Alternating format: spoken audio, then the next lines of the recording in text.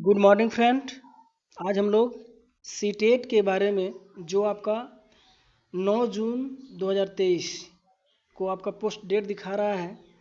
तो इसका मतलब है कि आपका ये सीटेट का एग्ज़ाम में आप लोग जो जो बच्चे तैयारी कर रहे हैं, जो एग्ज़ाम में बैठेंगे, अब उनको जो है समय आ गया है कि तैयारी में लग जाएं, साथ में जो है इस फॉर्म को पूरा करें और एग्ज़ाम में बैठें। इसमें ध्यान से देखिए आप लोग, जो इम्पोर्टेंट डेट्स है, इम्पोर्टेंट डेट्स में एप्लीकेशन जो प्रारंभ हो रहा है 27/4/2023 को जो भरना शुरू हुआ है, 26/5/2023 आपका लास्ट डेट था। ठीक, तो मुझे आशा है कि अब तक आप लोगों ने इन सबको फॉर्म को आप लोगों ने जो है पूरा कर चुका होगा। तो इस वीडियो में हम लोग बात करने वाले हैं इसके सिलेबस के बारे में। ओके, तो आप लोगों ने अपना करेक्शन डेट और वगैरह वगैरह सब कुछ करा चुका होगा, इसमें फॉर्म आप लोग डाल चुके होंगे। तो आइए देखते हैं हम लोग इसका जो सिलेबस है उस सिलेबस के बारे में। तो जो लोग सिलेबस 1 to 5 भरे हैं सीटेट के लिए, तो आप लोगों को पता होगा कि जो है इसमें चाइल्ड डेवलपमेंट्स आता है, जो आपका एक बाल मनोविज्ञान से रिलेटेड क्वेश्चंस आते हैं। फिर दूसरा होता है लैंग्वेज, जो भाषा आपने डाला है, हिंदी या इंग्लिश का या संस्कृत का, तीनों भाषा आता है। तो इसमें आप जो भी चॉइस किए होंगे आप डाल सकते हैं। एक तो हिंदी कंपलसरी है और दूसरा आप एक भाषा चुन सकते हैं। इसके बाद मैथमेटिक्स आएगा, मैथमेटिक्स के बाद इन्वायरमेंट आएगा। यानी 5 पार्ट होंगे आपके, जो 30-30 नंबर के होंगे, जो 150 नंबर के बनते हैं 1 से 5 के बीच में। ओके, तो आइए देखते हैं हम लोग पहले मनोविज्ञान। मनोविज्ञान में चाइल्ड डेवलपमेंट एंड पेडागोगी पहले देखते हैं। चाइल्ड डेवलपमेंट यानी प्राइमरी स्कूल चाइल्ड के बारे में पहले तो आपको पढ़ना है। जो पॉइंट दिया हुआ है देख लीजिए ध्यान से। Concept development and it's relationship with learnings, जो अवधारणा है डेवलपमेंट की, जो विकास की अवधारणा है। डेवलपमेंट विकास, कॉन्सेप्ट यानी अवधारणा, जो विकास की अवधारणा है उसका क्या रिलेशंस है सीखने के बीच में। यानी बच्चा सीखता है तो उसका जो कॉन्सेप्ट डेवलपमेंट है उसका क्या उसके बीच रिश्ता है, क्या उससे जोड़ करके हम पढ़ेंगे। अगला है principle of development of child, वे सिद्धांत जो बच्चे के विकास के यानी बच्चों के विकास के सिद्धांत, ये दूसरे चैप्टर को पढ़ेंगे।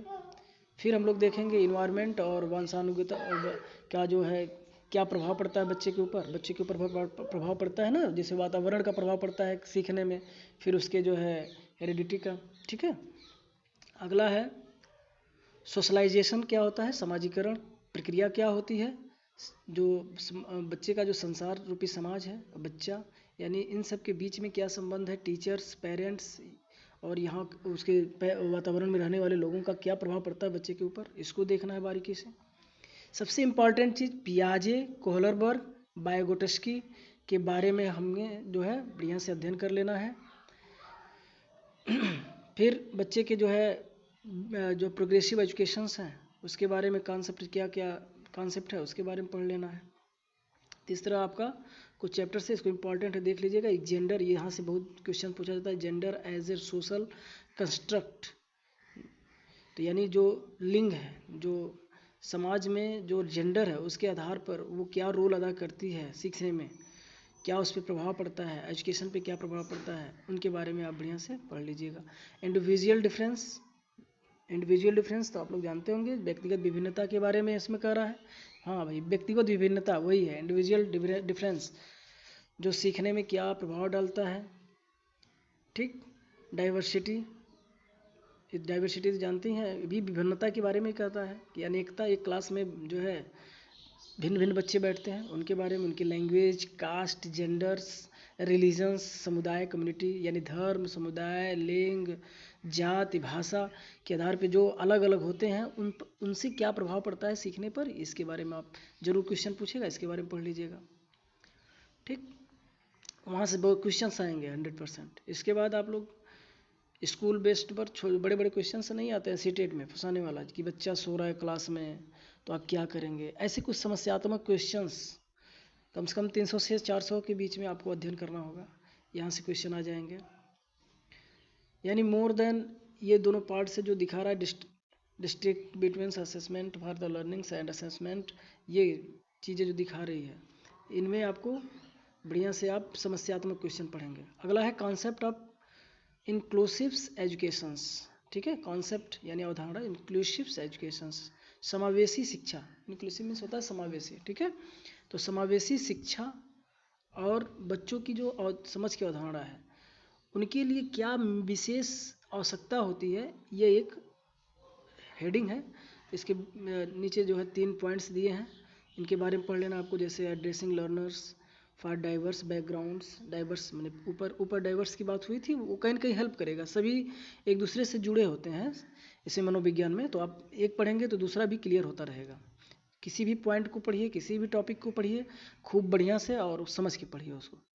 तो इसका डिसएडवांटेज क्या है इसके बारे में पढ़ लीजिएगा।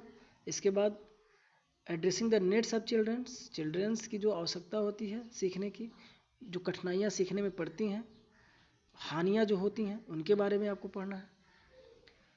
फिर टैलेंट, क्रिएटिविटी क्या हो सकती है, उसमें मुख्य विशेषताएं क्या हो सकती हैं सीखने में, सीखने वाले जो हमारा सीखने वाला जो यहाँ फैक्टर है, जो सीखने वाला जो इकाई है यानी बच्चा, उसके ऊपर क्या प्रभाव पड़ता है, इसको देख लेना है।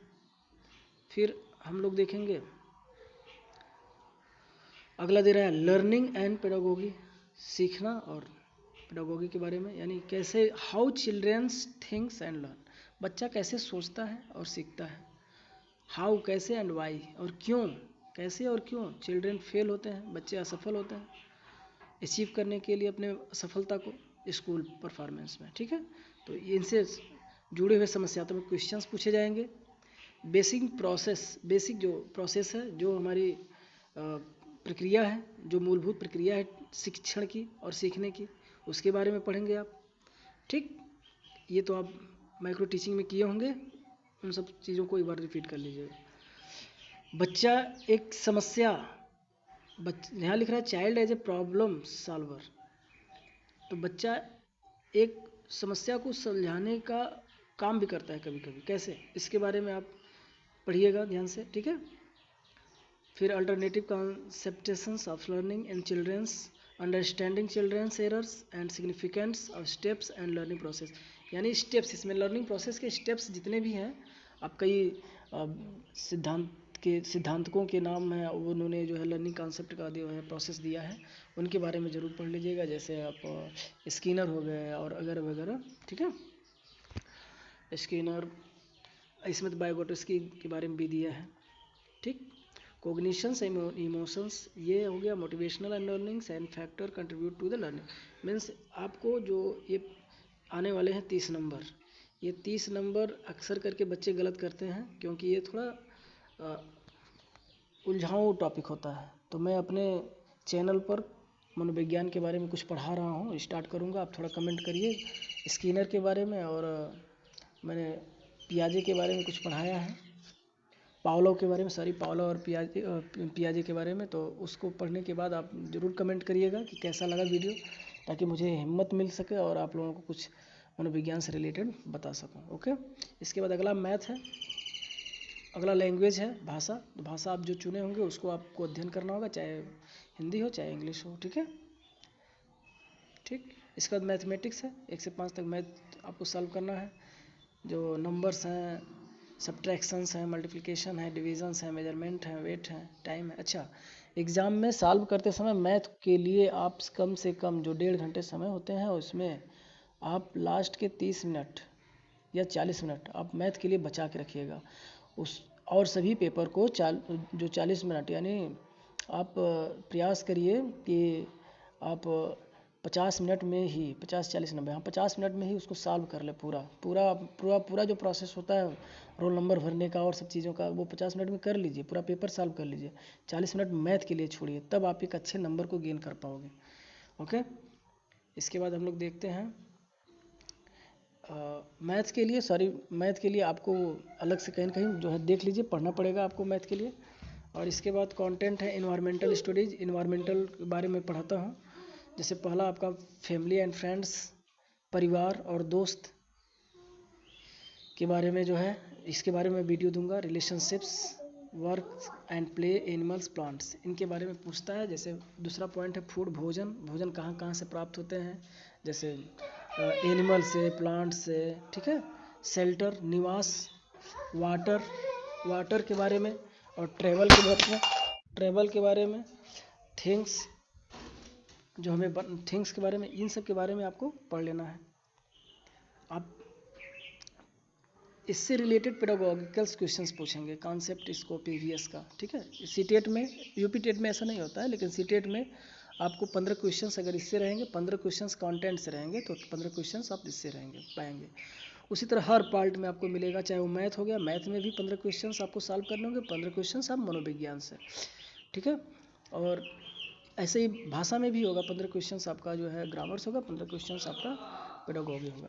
तो कहने का मतलब ये है कि आपको कहने का मतलब ये है कि आपको जो है टोटल 15, 15, 30, 15, 45 और 30, यानी कुल मिलाकर के 75 क्वेश्चंस आपको पेडागोगी क्वेश्चन से ही सॉल्व करना होगा। तो आप विशेष ध्यान जो है होना चाहिए मनोविज्ञान पे। मनोविज्ञान से मैक्सिमम क्वेश्चन पूछे जाते हैं सीटेट में। ओके, धन्यवाद। आपको जो है मेरे यूट्यूब चैनल पे ये टॉपिक मिल जाएंगे जिसको आप पढ़ सकते हैं।